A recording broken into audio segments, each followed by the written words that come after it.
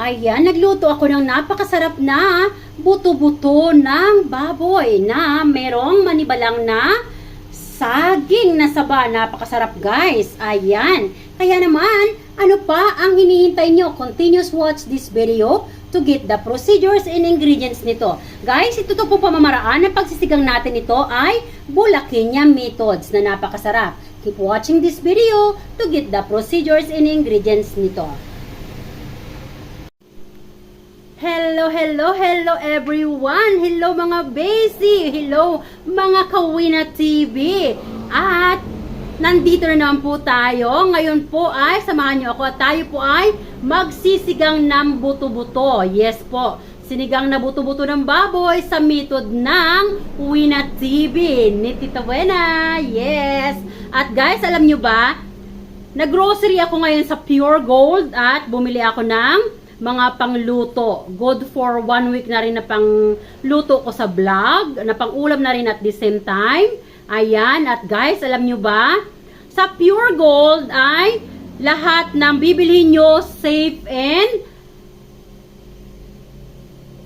mura. Yes, kaya naman, nire-recommend ko po sa inyo ang Pure Gold dahil lalo na po ngayon tag-ulan-ulan, lahat po ng meat from poultry, pork and beef ay medyo risky po, dahil po doon sa sitwasyon ng pag-aalaga ng ating mga baboy, manok at beef, pero ganoon pa man po, kahit po nasa ganoong sitwasyon tayo, pag po bibilhin nyo ay nakasealed, what I mean to say, sa Pure Gold po kasi ay hindi nilalangawan, hindi nakahang na nalalangawan, So, ang poultry section po nila ay masyadong safe. Kaya naman, nire-recommend ko po sa inyo ang Pure Gold. Hindi po ito sponsor, Hindi po ako ini-sponsora ng Pure Gold. Pero, dahil importante po sa atin ang kalusugan at concern na din po ako sa kalusugan yung lahat, nire-recommend ko po sa inyo ang Pure Gold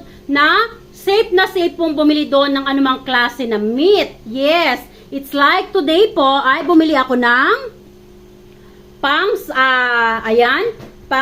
sigang ko na buto-buto. At sasamahan ko rin yan ng isang pork chop para masarap. Ayan. At ang aking little boy po kasi gusto niya yung mga ganyan lang. Kaya samahan ko yan ng isang pork chop. Oo. At guys, ito po ay pinakuluan ko na. Siyempre, hinugasan natin ng maraming bisis. Pinukuluan ko po yan para matanggal yung mga impurities. Ayan, oo. At magpatuloy po muna tayo sa Pure Gold bago po natin ipakilala at ipakita sa inyo yung aking mga ingredients sa ating sisigang. Gusto ko lang pong i-shout out ang mga Pure Gold staff mula po sa security guard, counters and managers, merchandisers, at lahat po ng mga taga-poultry section ng Pure Gold Calawag, Quezon Branch. Shout out sa inyo guys!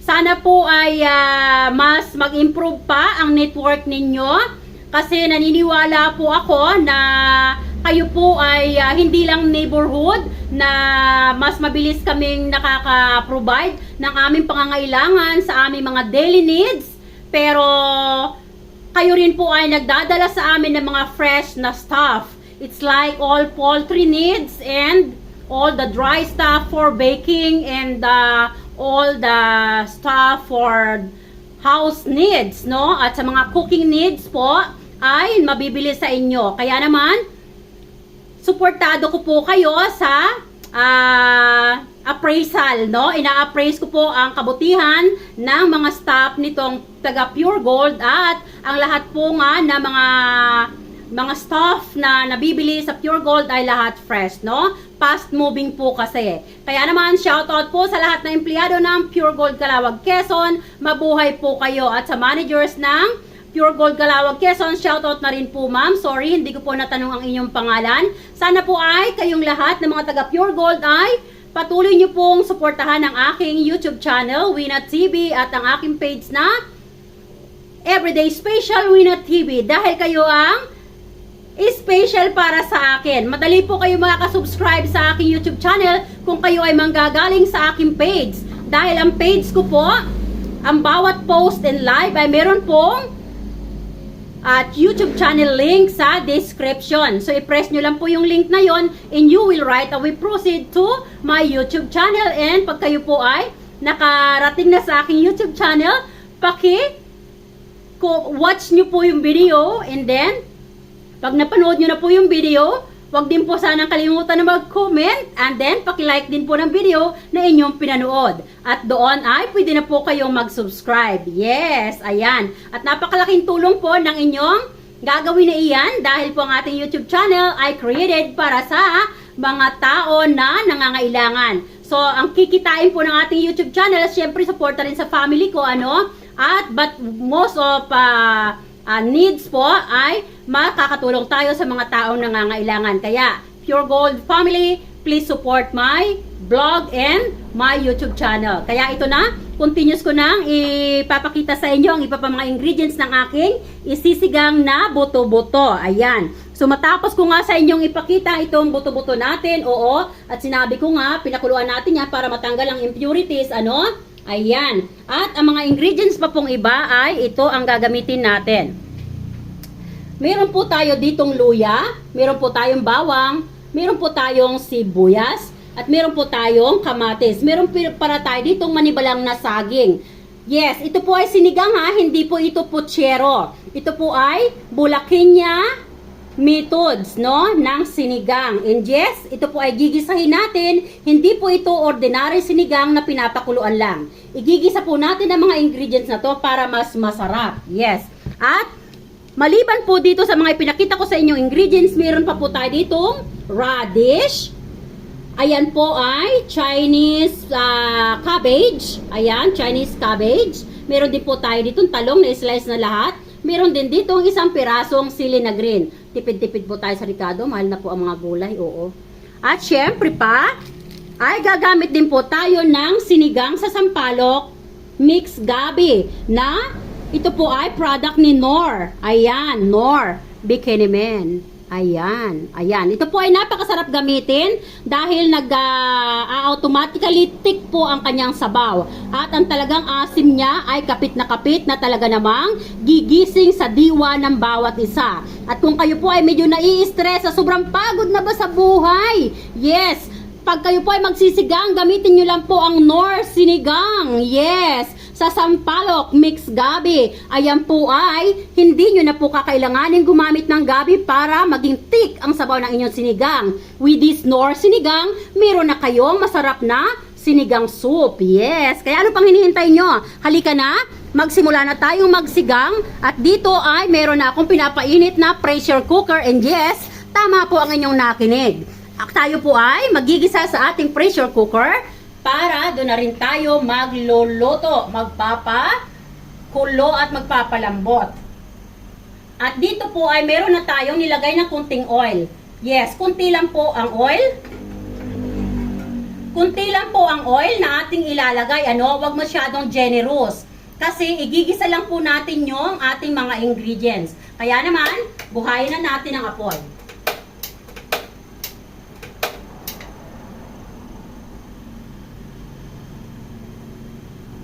Ayan guys,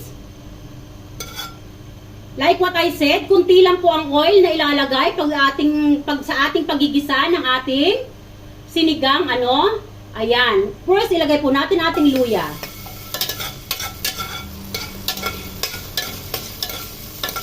Yan. Now, ilagay na po natin ang ating bawang. Mas masarap po pag ang bawang nyo ay ganito ang pagka-slice, maliliit. Ayan. Palabasin lang po natin ang aroma ng ating bawang at isusunod na natin ang ating onion. Ayan. Lumabas na po ang bango ng ating bawang. Ilagay na natin ang onion. And then now, ilagay na rin natin ang ating tomatoes.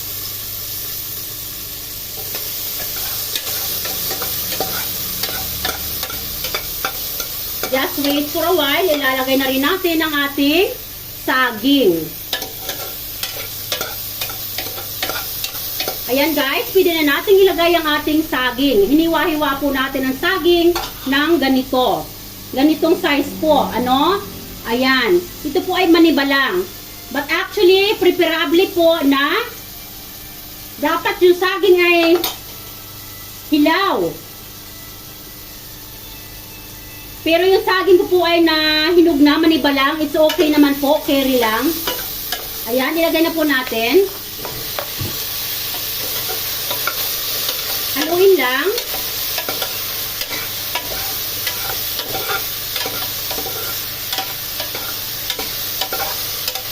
Haluin, haluin.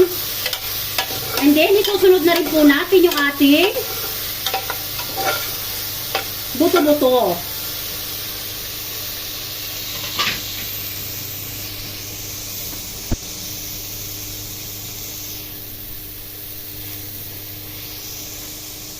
Ayan, ito na po yung ating buto-buto.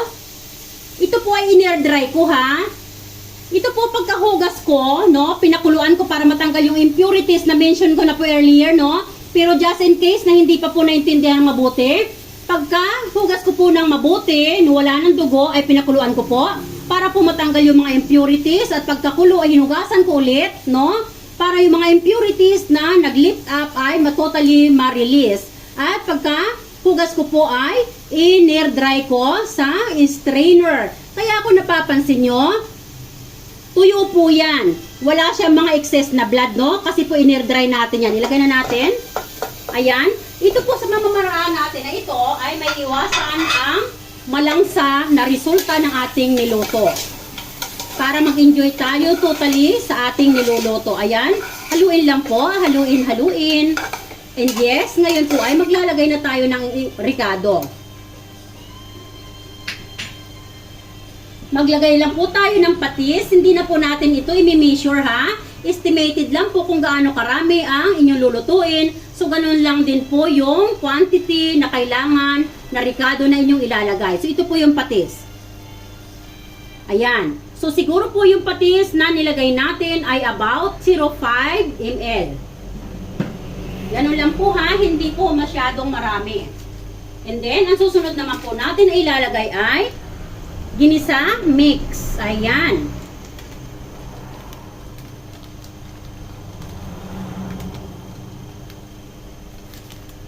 At pagkalagay po natin ng ginisa mix, isunod naman po natin ang duro, ang ating kunting sugar. At ang lahat po ng ating mga ingredients ay walang measurement. Ito po ay estimated lahat kung gaano lang kaya karami yung ating kailangan na ilagay. Siya nga po pala, nagtatanong kayo, bakit sinigang may sugar? Pambalance po yan, pampasarap. Ayan. So, yung the rest na ingredients po, at ang ating sinigang mix, ay mamaya natin yan ilalagay pag yung napalambot na natin ang ating mga ingredients.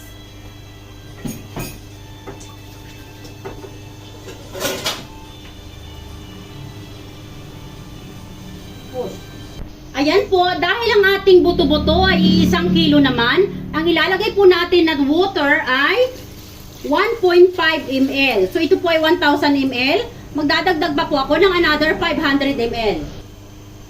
So ito po, magdadagdag po tayo ng another 500 ml.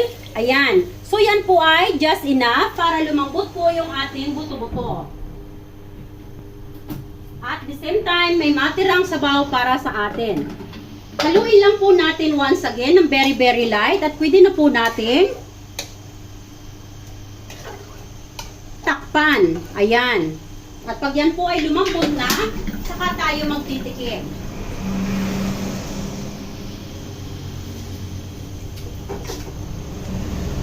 Tatakpan na po natin ngayon ang ating pressure cooker sa paggagamit po ng pressure cooker once again.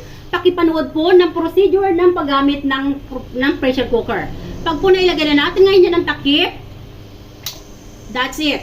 Pag po narinig nyo na yung sounds na yon, safe na po yung ating takip ng pressure cooker. Pero ito po ay check din natin kung ito po ay tight. Ito pong dalawa na ito dapat ay tight ha. At ito naman po dapat ay flexible. Dahil ito po ay nagdadala ng pressure. Ano? Ayan.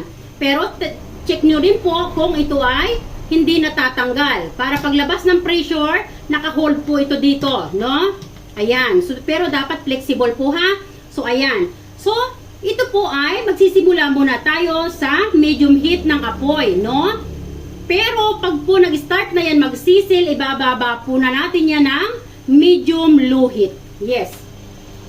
So, ayan, hintayin po muna natin na magsisil. So, ayan na nga guys. Ang ating pressure cooker ay nag-start na magsisil.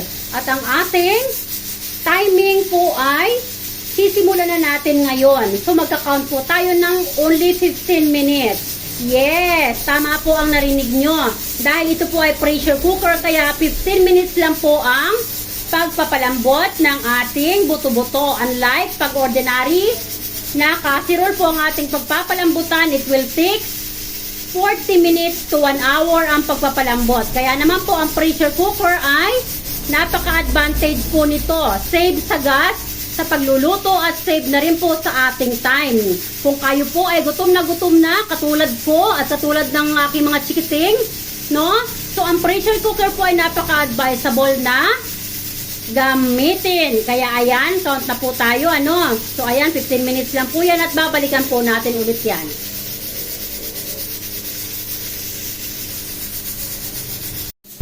Ayan mga guys, mga basi, mga Kawina TV. At yun na nga po, may lumipad na bulak na cotton sa aking ilong. At yun na nga po, itutuloy ko lang po yung ating continuation ng shoutout kanina sa ating Pure Gold Brands Calawag, Quezon. Oo. Maliban nga po pala dun sa mga mabibili natin na surely safe na mga meat, no? At sa mga gagamitin natin sa pagbe-bake, kasi po ako ay nagba-vlog at ang mga content ko po ay cooking and baking. So, sa kanila po ay napaka-convenient mamili, no? At ito pa, kung kayo po ay nagpupunta ng wheat market, Calawag, Quezon, at kailangan nyo ng parsley, kailangan nyo ng rosemary, kailangan nyo ng yung mga tipo na lettuce, no? Ayan, American lettuce, ayan, Australian lettuce, meron po sila niyan. At meron din po sila, syempre, ng local na lettuce. Oo, yung ginagamit natin na yan sa salad. At ang kanila po mga gulay ay so fresh. Fresh po talaga at talagang sa kanila ka lang makakabili ng rosemary, guys. At ito pa, alam nyo ba, all over Calawag, Quezon, even Lopez, walang zucchini. Lahat po ng groceries, wala po kayong mabibilhan ng zucchini. Pero sa Pure Gold, meron pong zucchini. Yes. Alam niyo po ba yung vegetable zucchini? Ito po ay yung ako normally ginagamit ko ito pag ako ay nagsusuti ng sirloin or tenderloin. Yan.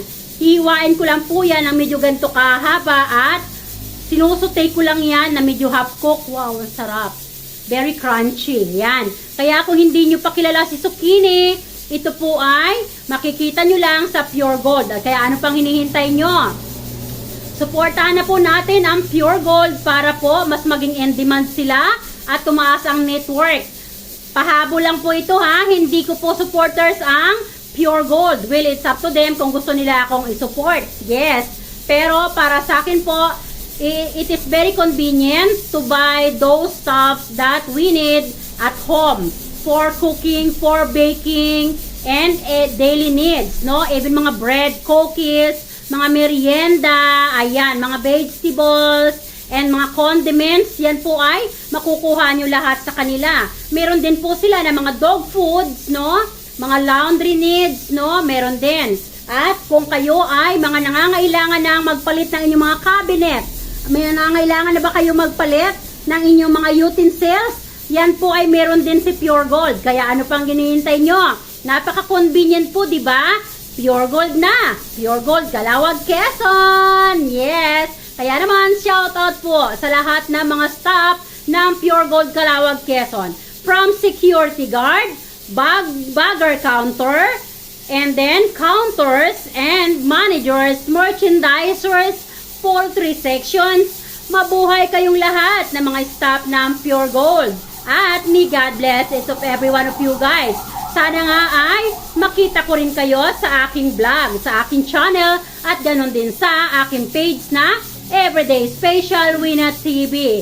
At ang aking link po ng aking YouTube channel ay I think I have mentioned earlier already. Makikita nyo po sa description ng bawat post at live ko sa aking page. Yes, at ang link po na iyon ay pag pinrest nyo lang, mapupunta na kayo kaagad sa aking YouTube channel. At syempre pa, pag napasok nyo na ang aking YouTube channel ay paki-watch muna po ng video. Yes, and then pag napanood nyo na po, paki-comment na rin po ng inyong naramdaman, nakita sa aking YouTube channel, no?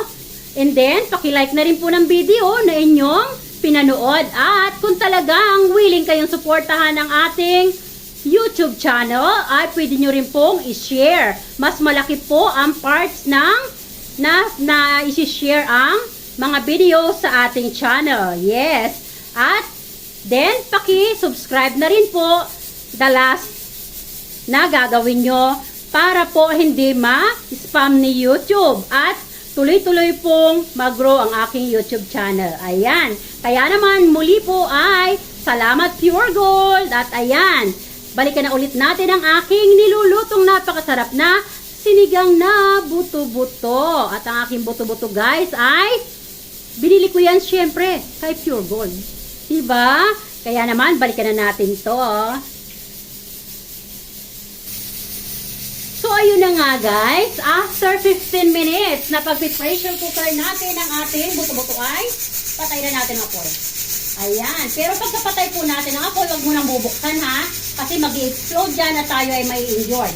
Mas madali po ang pamamaraan kung yan po ay itatapat natin sa ating sink para mas mabilis mag-cool down. Oo, at habang nakatapat po naman sa ating faucet or gripo, huwag po munang bubuksan until lumabas na lahat ng kanyang pressure para po iwas sa injury. Oo, mas maayos po na nakakapagluto tayo ng masarap at the same time safe ang ating kalusugan. Ayan. So, nawala na po yung sisil. Maya-maya ay bubuhatin po natin yan sa ating sink para itapat sa ating faucet. May little boy doon, nagwapo sa likod ko. Hi, kuya. Ayan. Ayan, guys. Buhatin na natin ang ating pinalambot na buto-buto sa ating sink. Ayan. At itapat po natin sa ating faucet. Ayan. Huwag po munang bubuksan ha.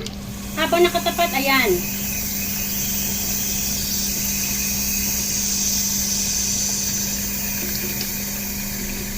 Pag yan pong sounds na yun ay nawala na, that is the sign na pwede na po natin buksan ang ating pressure cooker. Pero bago po natin buksan, ay ganito muna ang gagawin natin. Tingnan nyo. Stop ang tubig, ang gripo. I-tilt ng kunti para yung tubig na nasa takip ay hindi po pumasok sa loob. Ayan. Matapos po natin ma-tilt ay buksan na natin. Ayan. Tingnan natin. Now po ay buhatin ulit natin ito sa ating kalan. At this time ay ilalagay na po natin yung ating mga gulay.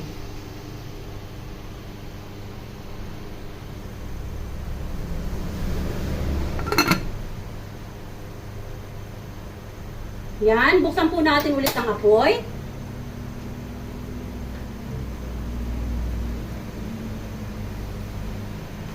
Bago po natin ilagay yung ating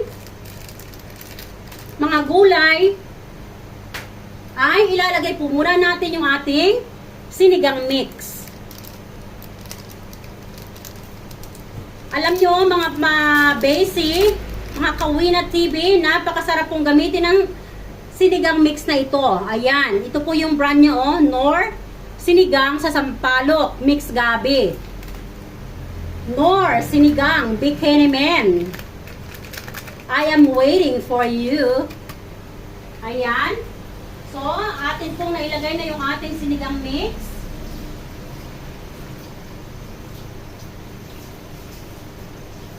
Ngayon naman po ay haluin natin ng konti. Ayan. At tingnan nyo ang ating pork. Talaga namang swabing-swabe. Ayan. Diba? 15 minutes lang. Malambot na siya. Ayan, so ang ating mga gulay ay one by one na nating ilagay. Sili, radish or labanos, and then talong,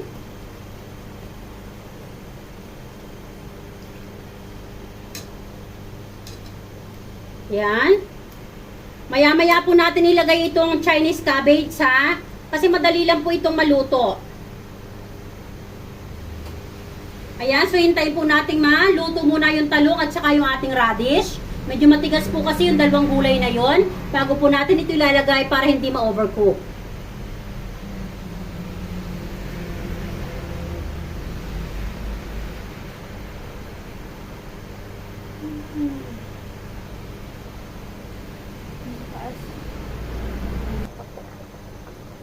Ayan na nga po mga guys, naluto na yung ating radish at talong at sili na ating inilagay. So now, bago naman natin ilagay yung ating pitsay bagyo or Chinese cabbage, ay pigaan natin ng isang pirasong malaki na kalamansi. Ayan guys, ito pong kalamansi na ito na isang piraso, optional po ito ha, pagpadagdag lang po ito ng aroma. Pero kung wala kayong kalamansi, okay na po. Ayan, pagkapiga po natin ay ready na po tayo na ilagay ang ating Chinese cabbage. Ayan.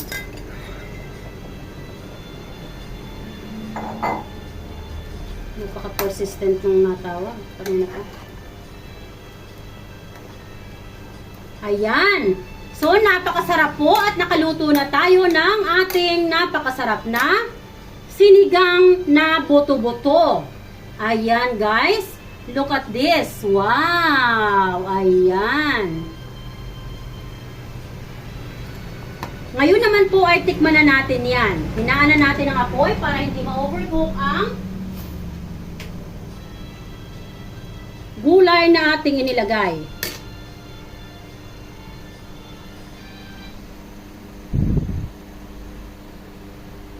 Wow! Nakaka-inlove talaga ang lasa guys. Pasensya na kayo, ang gulo pa ng 5 guys oh. Hindi ko pa naaayos. Yung lahat ng mga pinagkalatan ko andun pa. Ayan guys. Ayan, so naluto na po yung ating sinigang na buto-buto. Ayan, salamat na muli guys sa inyong panunood. At sana ay mayroon na naman akong na-share sa inyo na bagong method ng pagsisigang. Alam na alam ko naman na lahat kayo ay matatalino sa pagluluto. Lahat tayo ay may mga pamamaraan na mga smarty na pagluluto talaga. Pero ang pamamaraan po ito ay napakasarap. Siya nga po pala yung inilagay natin na saging. Kung mayroon po kayong hilaw na saging, no, hindi pa manibalang, preferable po. Pero kung manibalang na, as in mayroon ng tamis na konti, okay lang din po yun. Wag lang po yung matamis na matamis at overripe na nasaging ha. Kasi po nakakadagdag po yun ng ibang lasa. Anyway, ito naman po ay sinigang. Since po, ito po pag hinug na ay magkukos ng asim, no? Siguro okay lang din. Pero hindi ko pa po kasi na-try na lagyan ng hinug na saging. Either hilaw or manibalang ang inilalagay ko sa lutuin ito. Pero sigurado po ako na magugustuhan nyo at talaga naman pong napakasarap nito. At talagang mai-inlove kayo at hindi nyo ako makakalimutan sa method na ito. Kaya naman po, ano pang hinihintay nyo? Sa mga hindi pa po nakaka-subscribe sa aking YouTube channel, please hit the notification bell para lagi kayong updated sa mga video na aking i-upload. Talaga namang dito sa ating channel ay matututunan nyo ang mga lutuin na napakasasarap, simple lang, di ba? At mura lang ang mga expenses. Hindi ganoon kamamahal, pero talaga namang bongga. At mai-inlove kayo at talaga namang mapapasarap ang kain ng buong pamilya. Salamat na muli guys, and may God bless each of every one of you. Ito muli si Tita Wena nagsasabing, I love you all guys! Bye! Shoutout na muli, Pure Gold Calawag Quezon at shoutout na rin po sa mga staff ng Palawan Pawn Shop. Ganon din po sa Sinag Pawn Shop. Imlolier Pawn Shop at sa Cebuana. At ito pong mga pawn shop na ito na pag-mention ko ay sila po ang nag-handle ng mga alahas ko pag ako ay nawawala ng pera. Sila po ang pinagsasanglaan ko. At ang mga staff po dito ay napaka mga attentive. Kaya naman Sinag Pawn Shop ka at Imlolier, Cebuana, mabuhay kayong lahat. Ganon din ang Palawan Pawn Shop. Mabuhay po kayong lahat. God bless each of every one of you guys. I love you all guys. Bye!